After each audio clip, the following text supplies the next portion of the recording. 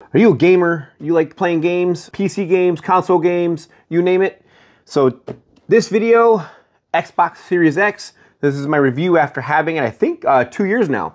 I was able to land a early one. A friend of mine actually was into that whole, he could do the bots thing and could actually land me one. So I think I got one within the first, I don't know, 4 to 6 months of when they came out. If they came out in October, I got mine around my birthday time, which would be March. I know a lot of people are gonna say they don't have any of the exclusive apps, and I can't agree. I mean, there's not an exclusive game that's really, you know, you must buy this console for that game.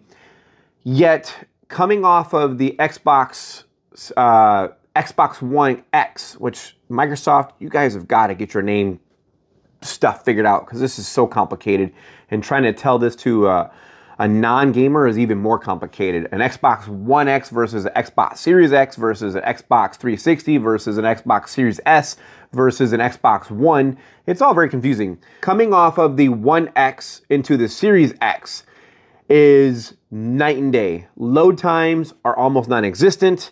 The size, it is a little whatever. It looks like a little refrigerator. And, you know, I give you that. I do actually want to get that little Xbox refrigerator. I think that'd be cool for my office. You can set it up this way, or you can set it up this way, and you don't have to do anything different. The system itself fits in my entertainment center, no problem. You know, I did fill it up. I had 181 games on my system though. So I did go ahead and get the 2 terabyte of the little hard drive. I bought it on sale during like the Black Friday sale or something. I can't remember when I got it, but I did get that. And of course, I also am rocking the Elite Series 2 controller. And this is going to be my second thing that I would say if you're going to get this. This is actually a lot of fun, and because it's programmable, and I like that to the ability. I don't use all the extra little so you could probably get the core and be just as good. The one thing I will say though is finding one of these without any issues did prove to be a little bit of a problem. I had one that the bumper stuck, another one where the Y button didn't. So I did have to go through like 3 or 4 of them before I got a good one. And I know I talked to GameStop and they said they're not even selling these anymore because they had so many come back as an issue. But this video isn't about this controller, the Series 2 Elite controller. This is about gaming on the Xbox Series X. I know a lot of people are gonna say, well, you know, I like PlayStation or I like Microsoft. I started with Microsoft, so I've been a Microsoft fan for a long time. I actually had my very first console that I owned personally was the original Microsoft Xbox. And the original big controller actually fit my hands very, very well. And I heard now they released that for this. And I have thought about getting one, but I'm really attached to this controller at this point. So I'm not sure I'm gonna spend the money on the Duke is what they called it. I remember playing Project Gotham Racing, and you could set the game up to play your music.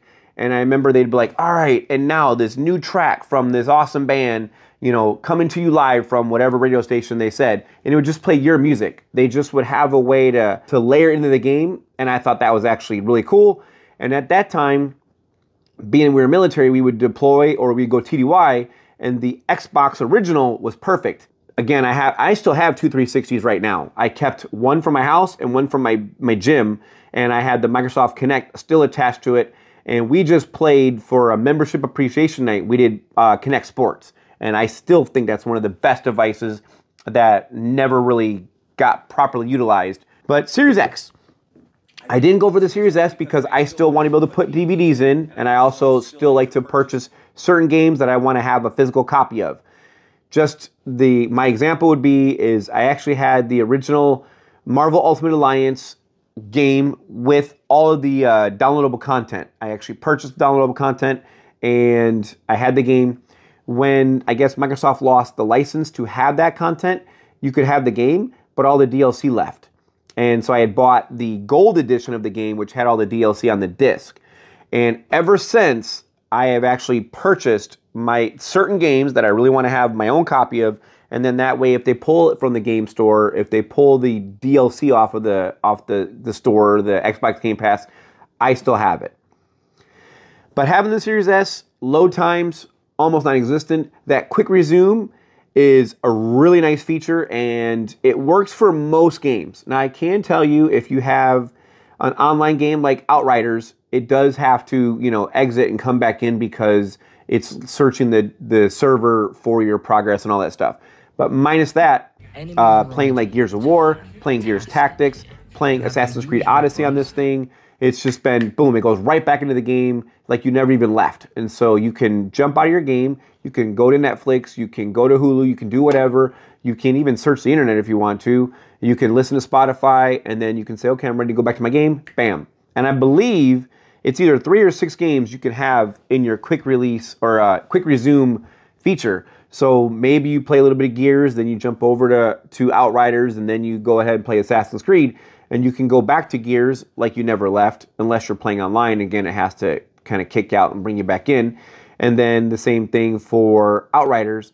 But Assassin's Creed doesn't have to do any of that online stuff, so it always is just right where I'm at. And I mean, you don't even have to save. You can just literally like, boop, power off. And when you power back on, turn the game on, boom, you're literally right wherever you left off, and it's like everything just paused.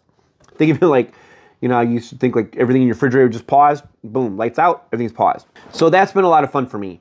The storage, I don't have any problems. I do not have a PS5 to compare it to. All I can tell you is what other friends have told me, or PC gaming. I recently purchased the Marvel Midnight Suns on my PC. Load times are atrocious.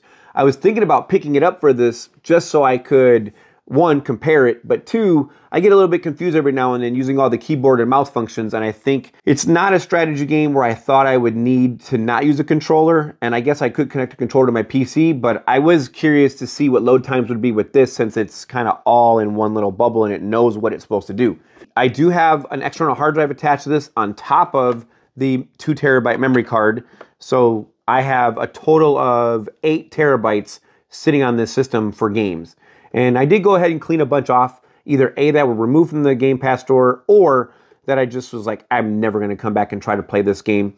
But that's one of the things I love about the Xbox, and then also connecting it to Game Pass is you don't have to worry about, am I going to like this game? You can pretty much download 5 or 6, you know, and then let it sit and then come back to it. You can also use your phone, get to the game store, and then you can actually tell it, hey, send this to my console, so when you get home from work, the game is already downloaded, and that's actually really cool too. Leaving the 1X to the Series X, everything else seems pretty much the same. I haven't really noticed like crazy differences when it comes to graphical input, like the 4K on the 1X and the 4K on this. They look pretty much the same. I guess this has better ray tracing. I haven't really noticed anything that really popped. I like the fact that you could orientate it both ways. I think it's nice. I wished this little green here was an LED. I think that would have been like the bee's knees if they could have made it where you could turn it on or off and have it glow. I think that would have been really cool. The airflow design, how it's pulling the air through the system, I think is cool. The power supply is built in, so you don't have to worry about that on this one. It doesn't have a power brick. It's all in the housing. The button is back to manual, not the metallic one that it touches automatically. They did get rid of the optical connector, so everything is through the HDMI port. I can't say I have any negative effects on it. It works fine. If you don't have one, or if you're on the fence about getting one, I would say jump on it. And the thing you definitely want to get, I believe you get it automatically for 2 weeks, is Game Pass. And Game Pass with the Series X is the bee's knees. Like, that's the thing you want to do, because you can play retro games. You can go all the way back to the original Xbox with that Duke controller. You can play games from that era all the way to right now. And I would say it's pretty much future-proofed. And with this little bit bigger design, cooling hasn't been an issue for me at all. And then I put this with my new Samsung S95B TV, and man, it looks so good. I love playing like Gears 5 or Outriders or something, and whenever there's like a lightning effect, it looks like it's jumping off the screen, almost looks 3D, it looks real, it looks so cool. If you haven't got one of these and you're into gaming, and if you got one, put in the comments below what your favorite feature of the Xbox 360 is. If you don't have one, or you want one, or maybe you're a PlayStation guy, why do you pick PlayStation over Xbox? Why do you pick Xbox over PlayStation? What do you like? What do you not like? Let me know. I'd be cool to read all the comments and give you guys my 2 cents on it. Awesome. Well, you guys enjoy gaming. Merry Christmas, Happy Holidays, Season's greetings, all the fun things, and I'll see you guys online. See you guys later.